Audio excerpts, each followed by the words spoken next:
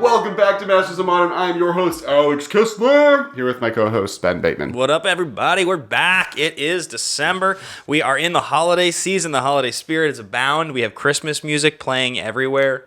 We got Ruben Bressler on the mic. I have a microphone this week. Yeah, I'm playing Whamageddon. Have you heard of this? Oh, no. You have to get to Christmas without hearing Wham's Last Christmas. Yep. That's impossible. I haven't lost yet. It's Really? particularly tough because there's a movie called Last Christmas this year. But they don't watch a lot of commercials. They Yeah. have to go get my trailers. They released that movie, though, as they often do with Christmas movies, like a day after... they released... Wicked. You release Christmas movies on Thanksgiving. No, they released that movie like a day after Halloween. It was released at like the beginning of November. Oh. It's also a strange movie because like you guys all remember like Bridesmaids and these like really good Paul Feig movies. Mm-hmm. Last Christmas is just like basically a rom-com. It's like really a strange marketing campaign. Wait, you don't like you aren't attuned to the fact that like cheesy Christmas rom-coms are like a genre that people love. Like one of Netflix's like most watched genre of videos are those. So this is just leaning back into that as Totally. a genre. In general, I've been a pretty big fan of like everything Paul Feig has done, even A Simple Favor, and this was like a movie that I just was like, I have no interest in seeing. Did Paul Feig do this movie? Yeah. Oh, I didn't know that. Paul Okay, Feig movie. Got it. Yeah. Okay. Anyway, that's enough. That's movie why I was talk. confused. I didn't know he was. Yeah. All right. No more movies. We're talking about magic. Today we were talking about two things: Pioneer banned some stuff. If you've been listening to this podcast for the last 4 weeks, we've talked about that every week. So on top of that, we're going to be talking about Secret Lair. Secret Lair is a sweet product. You know what this is? Of course. Oh, I love the Secret Lairs. Okay. I've looked at all. I mean, the artwork, everything. It's like it's incredible. So for people that don't know, Wizards has released how many of them? I thought when they did the article, they previewed like 5 or 6. That's not all of them. I have them all listed. Here we go. It is starting. We got not the full bundle. That's right. Oh My God Kitties, 1. Yeah. Kaleidoscope Killers, 2. Explosion Sounds, 3. Searing Visions, 4. Restless in Peace, 5. Eldraine Wonderland, 6. Bitter Blossom Dream. The website did not work on mobile as much as I want, so hopefully it dreams. So 7. So we got 7. So Bitter Blossom Lucky 7. Dream, I would... So what they are is these are like special deluxe format sets that Wizards has decided to release where you can order these, and they're like basically really unique artistic takes on cool things and cards that have existed over time. So this one, the Bitter Blossom one you talked about. Yeah. It's Bitter Blossom, and how many tokens? 4 fairy tokens. And it's like unique, awesome rogue. art that if you lay out all the tokens with the Bitter Blossom forms this really cool like swarm of fairies being created. It's like really beautiful colors. It's a very, very cool product. I'm hoping that Marshall just like animated a swarm of cards going across the screen right there of this card. Yeah, but it's all like really, really unique concept art that goes along with existing cards for the most part. Obviously, this one is only 1 real card and then 4 tokens. But each of the different sets is really beautiful and really, really cool. And I think it's an awesome product. I think this is one of the premier like only available for a limited time. Oh, that's the other thing, right? There's only a limited number of each of these based on what's ordered. Isn't that how it works? They're only making as many as get ordered of each one? Correct. So it's not like the Masters Edition or whatever where there's exactly 2,000 copies and once they sell out, they're out. It's anyone can order it. They're going to get a number and then that's how much they're going to make. So to kind of go over what the different ones. So Bitter Blossom was, I guess we're doing this first and then we're going to do the Pioneer bands. Cool. Bitter Blossom was the first one. You kind of mentioned that one. The next one was Eldraine Wonderland, which are 5 snow basic lands in the style of Eldraine. They're really gorgeous. Artwork. They're really, really, really pretty. You have Restless in Peace, which I think is my favorite, which is Life from the Loam, Golgari Thug, and Bloodghast. So like dredge, high profile key cards. You have Seeing Visions, which are 4 copies of Seeing Visions and really unique, Seer Visions. Sorry. Really unique, cool, very art deco is the word I'm going to use, at least for one of these art styles. Yeah, really, really interesting. From 4 different artists. And then you have Explosion Sounds, which is 5 different key goblin cards, all in like a really specific, cool art style. The goblins are all the same artist. Yeah. It doesn't say Mark. I can't read that. Uphill. Kaleidoscope Killers are 3 like key 5 color, like kind of the 3 key kind of different 5 color generals that are out there. You have the Reaper King, Sliver Overlord, Reaper King, and the Dragon. Okay. And then you have OMG Kitties, which is the thing they kind of announced the product with, which is just a bunch of cat product. Yeah. And for the most part, these are retailing between $29 and $40. And other than the cat product, I believe the cost of the cards that you're getting was higher than the cost of this product is. And with the cat one, my guess is that's going to be the best selling one. Like just because the cards aren't worth anything, these promos with this really cute chibi cat art is going to do very well. One of the coolest things about Magic, and I've said this time and time again, and this product is just this is like the purest version of it, is that one of the things we all love about Magic is the collectible aspect, right? It is a collectible card game. So you have your decks, everybody loves to trick out their decks. There's a reason people like to foil their stuff out. And you sometimes will have like a really unique, special foil promo version of a card. What I have found over the years is I'm not that obsessed with necessarily the value of my special promo. Like, I don't care that much if my version of the card is 10 times more expensive than the regular version. I just like it to feel unique. Like, I don't see it very often. I like the one that I have feels like not as many people have it. Well, I think, And what's so cool about these is because they're only making a limited number. In 5 years, it's not like they're going to reprint these ones. Like, these will just be the only version that exists like this. And that will be a very cool thing to own, a very cool thing to have, to play a Serum Visions deck that's got the 4 different Serum Visions. Right. And in a few years, no one else has those Serum Visions, that's... And I think something that's really cool about it, like, it's interesting because, there's 2 pieces of Magic flavor in reality. There's the story and there's the art. And as much as I've had problems with where the story has gone, basically, or how the story is being presented, basically, since War of the Spark, the art has been kicking butt, Yeah, like you have and especially kind of the cool promo stuff they're doing, where you have the Japanese Planeswalker art in War of the Spark Japanese boxes. You have the shattered glass promo windows, the stained glass windows. Stained glass windows. Which, and is now been revealed, is in the Secret Lair product. So if you get a Secret Lair product, each one comes with a random stained glass one. And then on top of that, look at Eldraine, right? The new borders and all the secret, the special borders on the Undead pack. So like, I'm loving this new unique card art releases and would love to see more of this. I mean, I think that the foiled out adventure alt art that's like one of the cooler looking new things I've seen in a while. It's very, very cool. But yeah, I definitely think that, when you talk about just like having the unique art version of any card you like, it's one of the coolest things you can have. We talk a lot about, or every once in a while we reference Highlander, and you go buy these weird cards that Commander, like any of these singleton formats. It's very similar. One of my favorite things is when I decide in one of my decks to play one of those old Invasion or like Apocalypse split cards, and then I go look online and I find that I can buy the FNM promo foil split version like for like $1 because the card's bad, but I love it and it's so unique and no one has them. Like, that makes me so happy. So it's very cool. I think they're introducing more unique card art. Right. It makes Magic special. Yeah, and like something we're going to do today is I have 3, and I think you have 3, and Ruben hopefully has a few and he might not have had them, but now he knows to think of it as we go, of secret layers that we would like to see in the future. I also have a bunch of stuff from the Twitch, or not Twitch, a bunch of stuff from Twitter, ideas from Twitter, and we'd love from the Twitch and YouTube chats right now if you can just comment, and Ruben will make note of cool ideas you guys have as well. But before that, I do want to talk about something that Hagen brought up. Okay. Who is the moderator? He's one of the moderators of everything. Of our Discord and Facebook group. Yeah. And does awesome data dumps every week. If you are part of the Facebook group, you can kind of check that out. But he brought up that Wizards could do a really cool job of making these a monthly dump. So instead of like a subscription box service where I would pay $30 a month or even $40 a month and get one of these.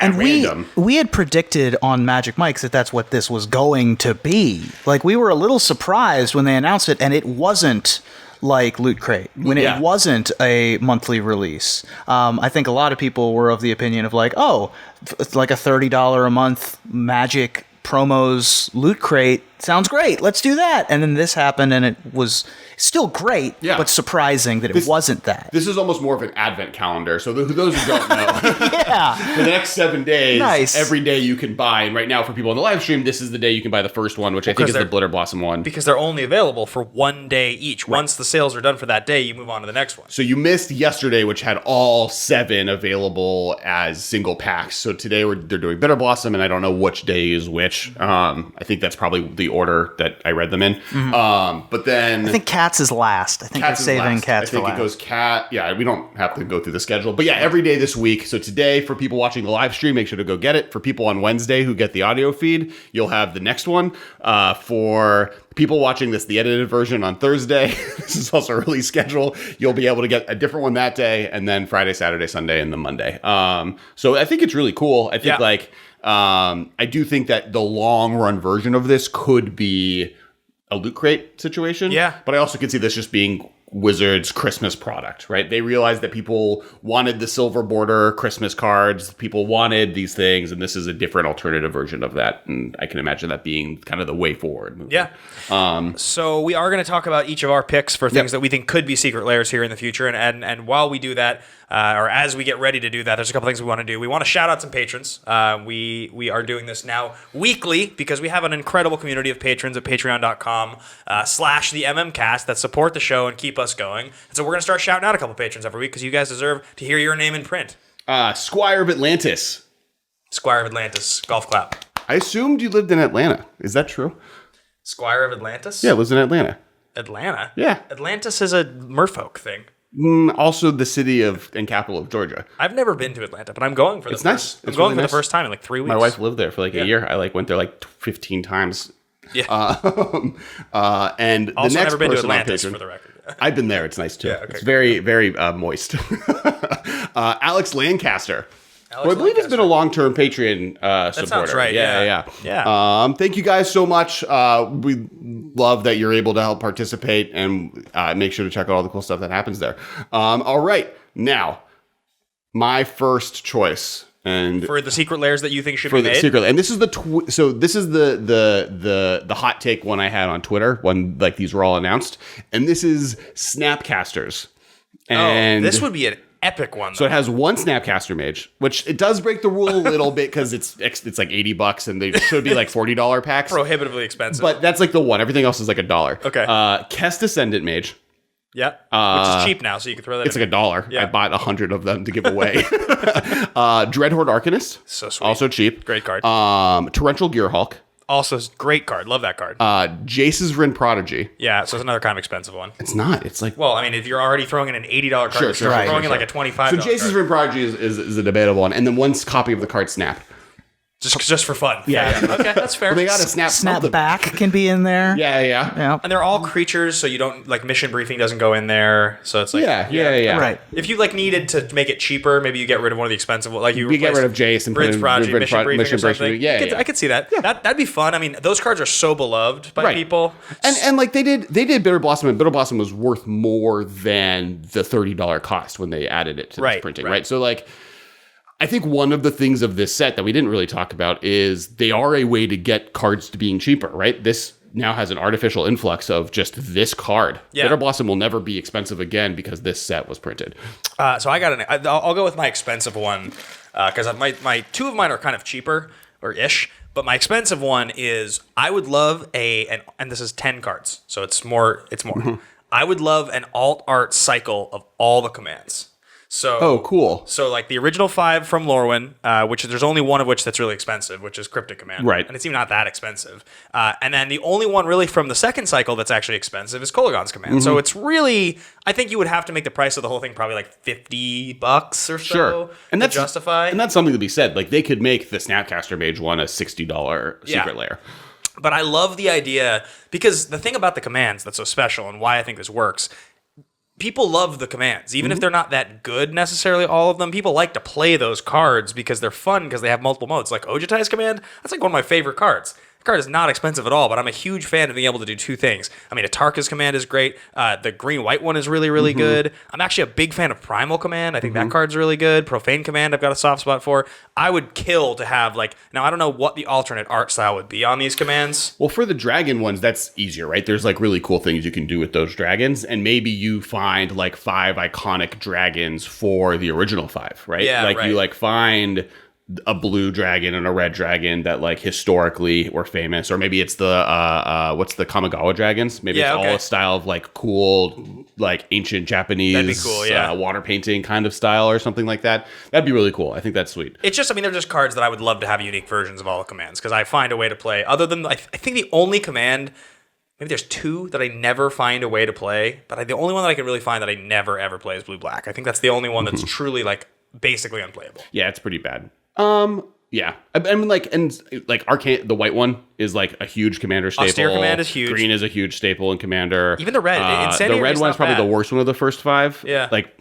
But I think, I agree. The more I think about it, the more I like doing like old style Asian water painting style, because Tarkir is also the most Asian influenced plane in modern day. I thought that was Mongolian. Well, so there's 5 groups. Oh, Khans and then dragons. The 5 Khans were all different regions. So the Mardu were Mongolian, but the Turkish were Abzan, right? That was like kind of the big representation there. Yeah, and so there's different. It's adjacent. It's spread out. Multicultural. And then cool. That's sweet. All right. I think it'd be really fun. I would buy the crap out of that. Ruben, you got one? I got one. All right. Squirrels.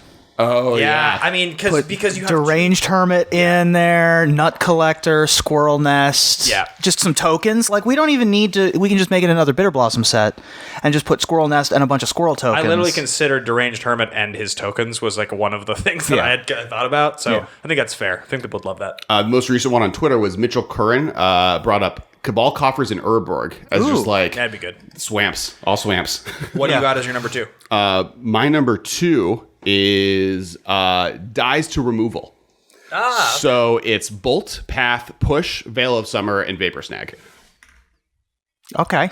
Veil of Summer and Vapor Snag. Well, Veil of Summer was a conceit to the fact that green doesn't have a good removal spell. Like historically in Modern, the 5 most playable ones are are Birds or Noble Hierarch, and then blue has Serum Visions, right? But what are the removal spells for though? Veil of Summer, I think, works for me because it's like the stop to those. I'm good with Vapor Snag. I think that's clever. I'd be into that because I like the card Vapor Snag.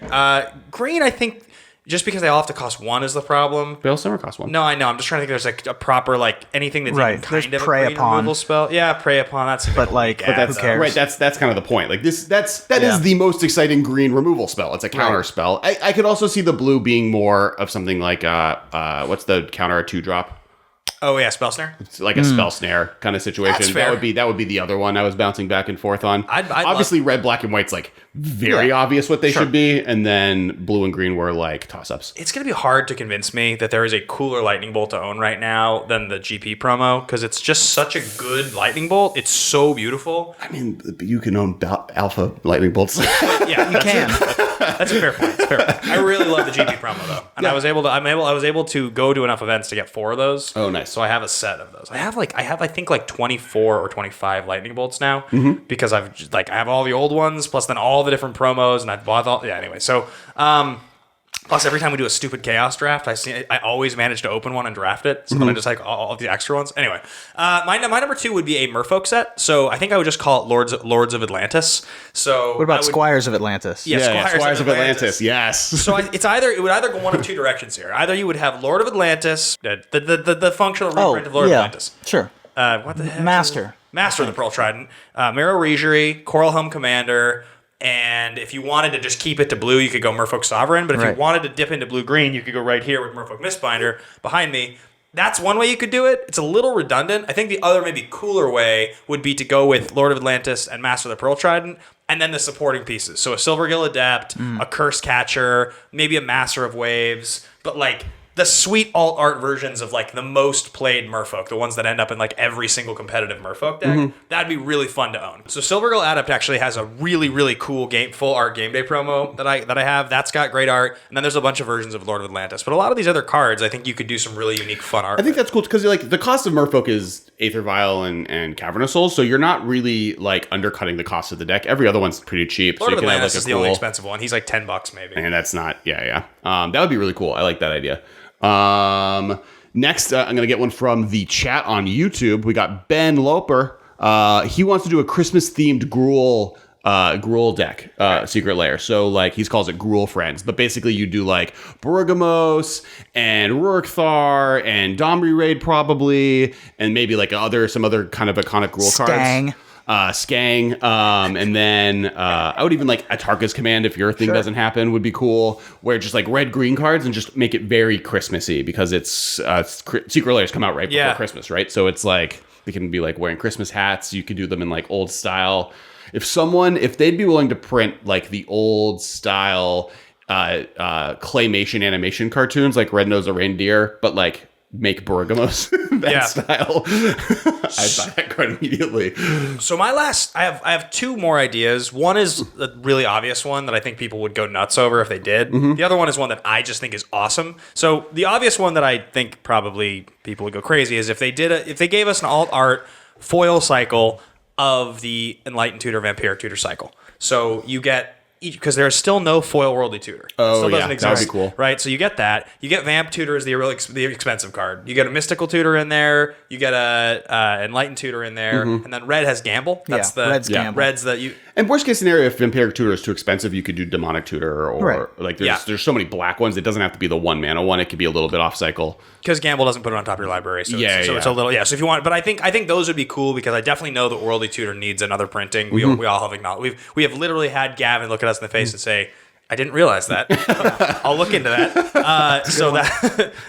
But yeah, so that'd be the one. But I think the one that would be cooler is I would absolutely freaking love if they did an Is It cost reducer cycle. So you get an alt art version of Goblin Electromancer, an alt art version of Baral, and then you get only sweet Is It cards that have colorless in the cost. Nice. So you get an Electrolyze in there because you want to make it current. Sure. You probably get a Rouse Outburst in there. Okay. Yep. You get like a Ionize. Yeah, like an Ionize in there because these are cards that I think every single player in the world loves when you get to put down the 2-drop. And then you can put up Past in Flames or something good. Yeah. But I think that would be so much fun if you wanted to get outside of the idea that it had to be only blue-red spells. You could throw in a Remand and a Magma Jet for fun, just because like having those are sweet. But I think that would be such an awesome one. Like having all our versions of those cards would blow my mind. Fire Ice. Oh, give me an all art Fire Ice in there. So Hollow Crow on Twitter at Tucker Crow. A reanimation themed one. So reanimation, necromancy, animate dead, dance of the dead, dread return, and unburial rites. Yeah, it'd be just epic. like a like sweet set of cool, and you could do like really cool artwork with those. Yeah, very flavorful. There's a number of themes that these can fall into. One of them is creature types, beloved creature types. Obviously, like slivers, elves, goblins, those are home runs no matter what's in them. Decks, as we'd mentioned a little bit, Reanimator. Well, they did Dredge, right? Dredge got like 3 key cards. So you could also do like Collected Company, Vizier of Remedies, Court of Calling, Devoted Druid, Court of Calling, Viscera or something like that, right? Like that would be one of these box sets. It encourages players to build these decks. Right. I think that's cool. Yeah, I mean, I think the fun thing is that we all came from a time. This might have even been a little before you played because you came in like what 2012, 11, 10, 2009, 2009 technically. When did they stop the player awards program officially? Like right after I started playing. Right. I couldn't have. I was able. People I was playing with had them readily available, and I could trade them for them pretty freely. But I was never. By the time I figured out what you had to do to be able to get that, I was no longer viable to be able to get it. I think I got 1 year's worth of them, or not even a year's worth. I think I signed up, and it's like, because, I think 9-10 is when I got some. But, like, I just remember thinking, like, why on earth? I realized the cost is why they stopped, because it wasn't not beneficial at all for them to be just making these expensive cards and sending them out. But, like, your idea of having these as available as a monthly loot crate effectively is such a fun thing. I would do that in a heartbeat. Yeah. I would love to have fancy, cool Magic cards show up to my house every month. Like, mine would be blown. And you could even do it where, like, you have a monthly subscription, and then every month, every store gets, like, a couple. Right? Like, if you want to help. I think that's, like, the one worry people have with the Secret Lair product in general is that just... LGSs are kind of being undercut through this process, and how do we want to support them with this type of product? And I think there's cool different ways to do it. I don't have any issue whatsoever if the program was run exclusively through LGS signups and you had to register through your LGS. Sure. I would prefer it. And the LGS basically makes like a 20% cut on the exchange. Wizards is determining the price in the first place anyway. Now, maybe if you're somebody who lives far from your store, you don't want to have to drive to the store every month. It can ship to your house, but you would need to sign up at the store. That's how you do it. The other big problem that I've seen comments in the chat about this as well is that it's tough to get outside of the United States. Sure. So if you connect it to an LGS, that sort of exacerbates that problem. Right. There's a distribution model to get to them that's already kind of solved. Yeah. Yeah, I agree with that. I think that's a good idea. I had one other idea. It's all the Noggles and one Boggle. This was my idea. I gave it to you off camera, just for the record. Just call it Boggles and then just only Noggle cards. I love it. It's so sweet. The other one that I thought of was the Commander Starter Kit. and it's Soul Ring, Arcane Signet, Cyclonic Rift. What are the other cards that you just put in every deck? Yeah, Psych Rift. Yeah, the ones that you just like have to play. Right. Yeah, agreed. All right, so that's going to wrap up our discussion on the Secret Lair product, which I think looks really, really, really exciting. There were some other kind of crazy things that happened in Magic this week. We had massive bans and Pioneer announced yesterday, as they've been doing every single week, and we're going to get to those in just one quick second. Before we do, a couple quick shout outs. I mentioned patreon.com/theMMcast already. Be sure to follow along with all the stuff that we're doing on Twitter. We have a Twitter at the MMCast. Alex is usually pretty active on that Twitter. You can follow us personally at Ben Bateman Media and Kess Wiley, and check out our Facebook group. We've got a big active Facebook group with like 6,000 people, the Masters of Modern Facebook group. Yeah, the other thing we want to make sure to shout out is the Twitch. So basically, right now you are able to watch live shows every Tuesday of the podcast on our Twitch channel for the podcast, which is twitch.tv/MMcast. I am also started streaming once a week. I am /Kesko, so twitch.tv/Kesko. I'm affiliated. I hit affiliate. You could subscribe even and follow. If you subscribe, you get a Yoda drinking a cup of soup emote is the starting emote. So check that out. Oh, you know what? The last thing to promote for me, just because this is exciting. If you guys have ever heard me once or twice on this show talk about the Movie Trivia Schmodown, it's this thing that I'm a part of. It's basically a live movie trivia game show with all the flair of World Wrestling Federation. I am playing in the first ever Schmodown Spectacular live this weekend. It's almost sold out. There's I think 9 tickets left total. I'm opening the event in a tournament final, and if I win that opening event, then I'm going to be playing at the end of the night for the singles championship. It's about 300 seats. It's the biggest event, 5 matches we've ever done. It's insane, and there's a meet and greet and everything afterwards. So if anybody has ever wondered what it is and wants to come hang out, it's going to be an unbelievable event. Go to the schmodownlive.com or tweet at me if you're curious about it. It's going to be an unbelievable weekend. I still got to get in on that with because we've talked about movie trivia a lot. If you're not watching, dude, it'll blow your mind. It's a professional sport excited. At this point. So anyway, I think we should get into these Pioneer bands, though. Yeah. So the first one banned was Field of the Dead. And I think that as a card, we have a longer conversation to go over. So I want to get to the other two quickly. Copter was banned. This is the sad one because I love Copter. I think the play of Copter is really fun. It also took the aggro decks, kind of cut them out at the knees. It was the main aggro threat available to those decks. From a Modern perspective, this card has been available forever and has never made it work. It was never strong enough for Modern. It was always too strong. It was definitely too strong for Standard, and now it's too strong for Pioneer. It's a good indicator of the difference in power level. That this card was banned because it has never really made an impact in Modern, and it's a very, very important card in Pioneer for a couple reasons. Sure. The biggest of which I think is that the power level of Planeswalkers has been pushed so much now the last couple years. They're so significant as cards and as a card type right now, but Modern is just of a high enough power level that it does play the Planeswalkers. It obviously, we're playing Teferi and we're playing Oko and things like that in Modern, but you can still beat Planeswalkers by just doing other things that ignore them and win the game. Whereas in Pioneer, they're so powerful that if you're playing against somebody who just gets that stuff down and you don't have enough answers for the Planeswalkers, they're too good. So Copter was one of the really, really good ways for people to take those out, and it was becoming kind of ubiquitous for several reasons. The aggro decks liked it, but also that was great against Planeswalkers. Right. It's a colorless card. It's interesting because it kind of is for me, it feels like the line between the power level of Modern and Pioneer, and it's similar. I guess on and I'm getting the name right because it's the Praetors is the group, but their podcast is called the Reflections of the Council podcast yesterday, and we were talking about Commander and should Planeswalkers be commanders, but one of the conversations we kind of had is the level of the power level line in Commander in general, and we kind of realized that. Or maybe me and Michael had this conversation as a follow-up, but Tamio or 6-mana Narset is the line where if you play at a commander table and there's a Narset player across from you, are you across the line? Is this too powerful for is this if I'm scared of this, I'm a non-competitive commander deck. If I'm not scared of this, I'm a competitive commander deck. You were talking about Narset that draws the deck and goes crazy and wins the game, right? Yeah, the one that gets you extra turns. So 6-mana Narset. So this is just in commander in general is the perfect line of what competitive commander is. Right? People are like, are we playing tier 1 decks? Then I'll take out my Narset deck. Well, right?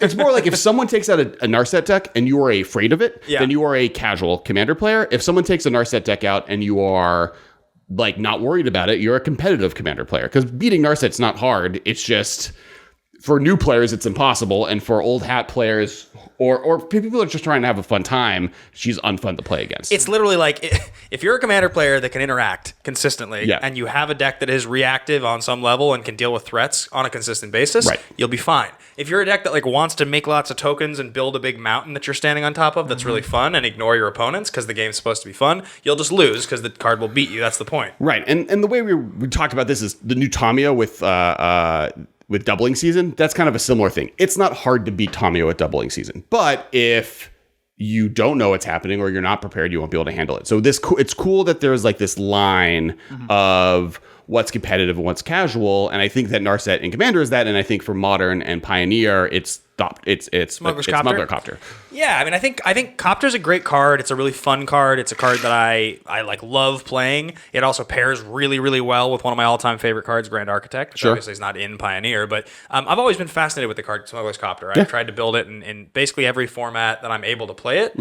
It makes me sad that it's gone, but I know that this format is still figuring it out and it's still kind of getting its bearings, so it is what it is. Yeah, I would have, if I was Lord of the Universe, I would have waited on it. I think getting rid of, and the other card that was banned was Once Upon a Time. Getting rid of Once Upon a Time and Field of the Dead makes sense because they are problematic cards for different reasons.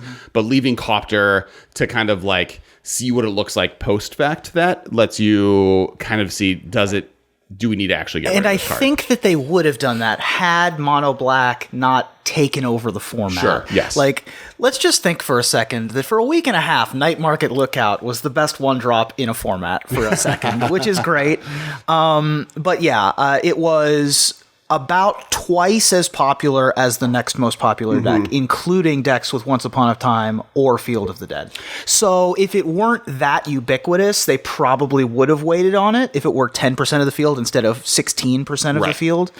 But as is. And I think that's a little bit of an issue with the way that this weekly bannings thing is happening in some ways. Like, I actually really like that they did the no banning thing and are going into it. But because it's every single week, like, people are probably a little bit more reticent to invest in more expensive things. So a mono black deck is going to be a larger percentage of the field because for the most part, it's cheap. True. You don't need dual lands. You don't need to figure this out. You can just kind of go for it. And so I think that has a grain of salt that goes along with everything. But I do think I agree that like it was just slightly too popular. Yeah. And I mean, there's not good removal for it. Do you think that now without Copter, that you're going to see the Planeswalker decks get even better? Do you think that like Oko is more of a threat now without Copter? It will be. The Simic aggro decks were already pretty good. The card I'm most concerned about after these bannings is Nexus of Fate. Yeah, I think that's going to be that's not long for this world. Get your Nexus of Fate deck in now, because that's going to get banned next time. Like I've been playing a lot of Historic recently, and Nexus of Fate just makes that format miserable. Yeah, it's just stupid Nexus of card's Fate. a problem. Yeah, stupid Nexus of Fate. The playing Magic in first class game against you, where I milled you out with Grindstone combo. Oh yeah. So I don't know if everyone knows this happened. So we travel a lot for work, and we play. That's where I play Highlander Roulette the most. And so he has the game because he has Grinding Stone and Painter Servant in play, and mills me out, and I'm smugly smiling the whole time because he doesn't know that Nexus of Fate is my deck, and I have 10 mana in play. So he literally just like removes my deck, puts that into play. I have a creature in play. He's tapped out now because he played the combo, and I just take infinite turns. I was so annoyed. I was like, there's no way you're right about this. Let me read the card again. And you were like, it works. This is what the deck is. It's a 100-card format. I have one of these in the deck. That's how it works. That's why I put it there. Because I basically realized once they printed a full foil version of Grindstone that this was a thing I had to be worried about. And so I just put a way to not die to it in every deck. Yeah. Well, we'll see how these games go because we get to go to New York tomorrow. So we'll play some Magic tomorrow night. That's true. I have to make sure I pack that. Yeah. So the next, I think Field of the Dead is where we really want to end the episode talking about because that's so it's interesting, right? So Scapeshift and Valakut has been a pillar in Modern since the unbanning of Valakut. Yeah. Right. It was the format started with it banned and they unbanned it like 3-4 years ago. Yeah. It was a Scapeshift there was the Scapeshift. What's the enchantment that makes everything the same color? Prismatic Omen. Prismatic Omen Valakut decks in Super Extended back in the day. Obviously, Valakut was the best deck in Standard for the 4 months before Feast and Famine was printed in Scars of Mirrodin block, and then Cobblade happened. Right. And then they unbanned Valakut in Modern. It started banned because of its dominance in Standard and dominance in Super Extended. Once it was unbanned in Modern, it kind of did something. It was like a deck that showed up. It wasn't too good. Then they printed Dig Through Time, and then it became the third best deck in the format, or fourth best deck in the format. The weird thing is that then they got rid of Dig Through Time, but it still managed to be good. And there's other reasons. Hour of Promise was a really good addition to the Scapeshift decks for a while. Well, just it became, at that point, it was a rug deck that just cheated with dual lands to have as many mountain / other colors in play, but was really a blue-green deck.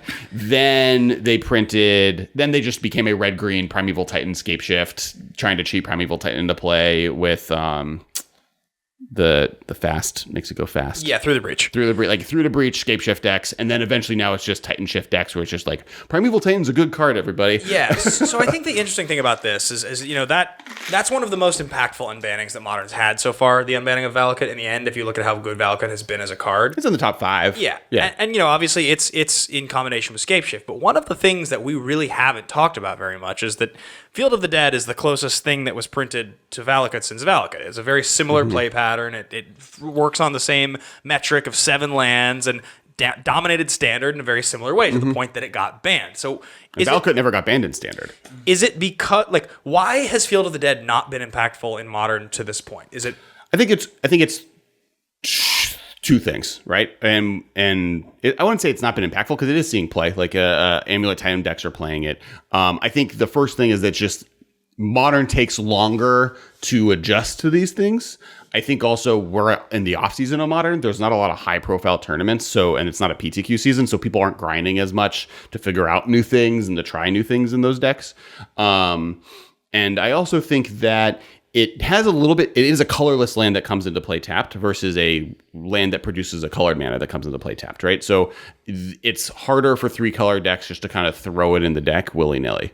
I think my guess would be, one of the things is colors. That's one of the things that makes the clear difference for me. I think the second thing is that if you're building a Valakut deck primarily, it's going to assume that if you get your combo off, you're going to 18 them, and you're going to deal 18 damage with 6 mountains entering all at once, and you will win the game on the spot. They won't get a chance to respond. They won't get a chance to untap, and if your deck is working, you're going to win.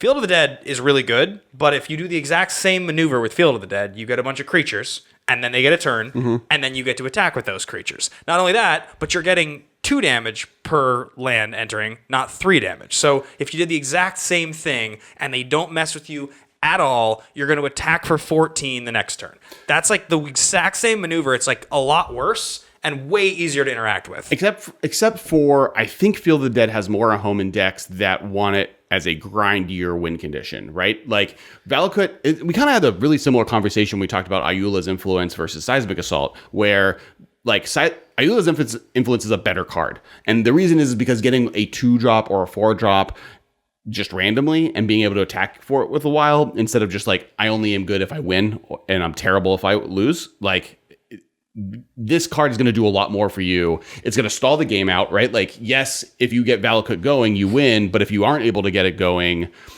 and the requirements to get Valakut going is a lot harder, you need all mountains. This just needs lands with different names. And so I could just start getting 2 zombies. Okay, I can block your creatures forever. You'll never be able to get in with a single creature into me ever again. See, the problem is, I think that if you're going to go for a grindier inevitability engine that works on a colorless axis in Modern, the first thing that I'm going to do is go to Tron, not this card. I will play Tron because my threats are extremely powerful and I'm playing colorless cards, and I can do it faster than the Field of the Dead decks are really going to take over. If I want to do it in another way, probably Urza is just better because it takes me a few turns and I get set up and then I just win the game, either with a combo or even just Sai making 1/1s and killing you. But I think that the problem with Tron is that Tron is this deck has to be doing Tron, right? You can't just throw Tron into Jund. I think you could throw Field of Dead into your Tron side or in your Jund sideboards right now. I think people are maybe wrong not doing so. First off, Jund is a deck where I love bringing in a sideboarded land, because just there are matchups where having more lands than my opponent is how I win. And B, that deck already has 7 different types of dual lands that it's playing. It's playing the the sack ones, it's playing the horizon lands, it's playing fetch lands, it's playing shock lands, it's playing fast lands, it's playing man lands. And so that's enough of a variety that Field of Dead is kind of just on already. And so just being able to get it into play where you're playing Jund versus blue-white, where like, how does blue-white beat Field of the Dead? No, that's really good. I think your version of Jund 2, the one that you've been messing with for the last year, the Life from the Loam version. Things, sure. I think if you're playing it in that like really grindy Life from the Loam version, it gets especially good because then you're one copy. You're going to end up drawing at most games no matter what. And it's better with Ren and 6, right? Because like it makes your Ren and 6 late game a lot better. You're getting double triggers. So now every time you plus Ren and 6, you're getting a fetch land, fetching for a land, getting 2 zombies into play. Like that's a lot of power to be able to pull off. Not to mention your opponent, like, yeah, and like even we were talking about on the walk when we got this coffee that I'm drinking. This episode is brought to you by Starbucks. It's not. It would be great if it was. I actually really would love a LaCroix sponsorship. So if everyone could just tweet out LaCroix and ask them to sponsor us. LaCroix. It's LaCroix. They're from Minnesota or the Midwest. They're not French. Alex has clearly had this conversation with someone and is proud of that opinion. You couldn't tell. But blue-white playing Field of the Dead also out of their sideboard because they're also in a similar situation. They have a bunch of colors. They're easier. Like I think 2-color mid-range decks are better positioned to take advantage of it because of the colorless issue. Jund has to play Ren and 6. It has to play Thoughtseize into Ren and 6 into Liliana of the Veil, which is a like very mana intensive curve, while blue-white like is already playing Field of Ruin. So like adding this into the deck as just a sideboard option or even main deck, where then like late game you're just getting tokens to protect your planeswalkers or just to start attacking with, I think is very valuable. In old Modern, when Celestial Colonnade and Raging Ravine would win the games, this is just like a grindier version of that same idea. It's better because it costs no mana. Yeah, I just get zombies while I'm doing other stuff. So the problem that I see with Field of the Dead for Modern specifically is that Modern is in a spot right now where it is the least dominated by one deck, making grindier strategies more difficult because you need to diversify your threats. And it's also the least grindy format. Like it's the fastest format right now. Whereas Legacy can go on forever. Even Standard is pretty grindy right now with your cat oven decks. And so, we would definitely be seeing Field. But, there'd be a bunch of different problems with it in Standard. But even at the camera, because that's where even compared, to Pioneer to Legacy, it is the least grindy of the formats, and it has the most format diversity. And so if it homogenizes a little bit, if Urza decks become more popular than they currently are, or Death Shadow decks become more popular than they currently are, and you can homogenize the stuff that's around your exactly. If you can homogenize the spells in your deck to not have a singleton deck with your singleton spells and singleton lands, then things are going to get better for Field in Modern. I don't know how Death Shadow deck, if you actually get your engine going, can win. I mean, I'd like... Death Shadow is right now one of the best decks. No, I'm saying if you can get Field of the Dead going, it's so hard for that deck to beat you. It's playing Death Shadow and Gurmag Angler as its primary threats, or like sometimes Snapcaster Mage to try to push in. If you can... Yes, I think if Death Shadow becomes a bigger piece of the format, Field of the Dead becomes a much more attractive piece of... If you can get it going fast, it's like really good. I mean, at that point, it's just, do you have Temur Battle Rage or not? Yeah, right, exactly. Yeah. Exactly, so... And I can stop Temur Battle Rage. Yeah. There's counter match. Yeah, if you're playing it in your blue-white deck, then Temur Battle Rage is like the card you want cast against you because you have Path to Exiles and counter spells. Yeah, right, exactly. So plus you can use your Path on your own creature to get Field of Dead tokens. Oh, brother. Oh, yeah, that's good value. Let me just turn this Path to Exile into a 2/2. It seems like a good... 1-mana 2/2s are legendary creatures. Look, they've never printed a 2/2 for 1 that has flash that is white. So I'll say right there. Wait. Yeah. No, for 1, you're right. Yeah. I was going to say they printed White Man Lion, but... So that costs 2 mana. I know. You need one of these cost reducers to target cats. Right. Sweet. Anyway, guys, I think we got to wrap the episode up for the day. Those are the bannings in Pioneer this week. A little bit of a discussion about Field of the Dead in Modern. Secret Lair, which is exciting stuff. And we would love, so in the comments on this video that you're watching, or on Twitter, or wherever you're seeing this, or if you're listening to this car, pull over right now and tweet at us. Don't do it while driving. What Secret Lairs you want to see? I would love to, other cool ideas. Do you want all Snapcaster mages? Do you want just all Noggles and a Boggle? Do you want the command cycle? I love the command cycle. I think that was my favorite one that we came All up with. Noggles and a Boggle? Yeah, all Noggles and a Boggle. Alex's memoir. New band. Boggle and the Noggles. Boggle and the Noggles. Yeah. So all of them with guitars, just like donkey people. Kind of like what's the... never mind. Okay, so thank you guys so much. Thanks everyone watching on the show. Remember there are hot takes every Monday. Check out YouTube to find those out. It's a 5-minute-ish episode that you get to listen to there, exclusive to that. Every Tuesday we do a live show at noon or 1. Every Wednesday the audio feed comes out for podcast listeners. Every Thursday we have an edited version of the video with card art, and it's all pretty and you don't have all the nonsense you don't want. And then if you are a Patreon member, you get access to the live stream raw audio feed after it airs. And then I'm live streaming once a week. You can follow me at twitch.tv/Kesco, or I'll stream it to the YouTube channel. And Ben is on like 80 different media things. Just like Google Ben Bateman and it'll be him in a suit. And Doing you can something. go find him in places. Yeah, and I'm going to be at Portland. I'm going to be at Portland in a few weeks playing Standard. So hang out with me there, guys. I can't wait to do it. It's going to be a great weekend. If I scrub out early in day one, I'll play a lot of mystery drafts. Oh, and I'll be at Command Fest DC. I'll be jamming Commander games for the whole thing and just having a great time. Yeah, so tweet at us, guys. Thanks for watching. Thanks for listening. We'll be back live next Monday at 1 o'clock. Bye, guys. Bye, everybody. Thanks, Ruben. This has been a production of Time Traveler Media, sending podcasts into the future.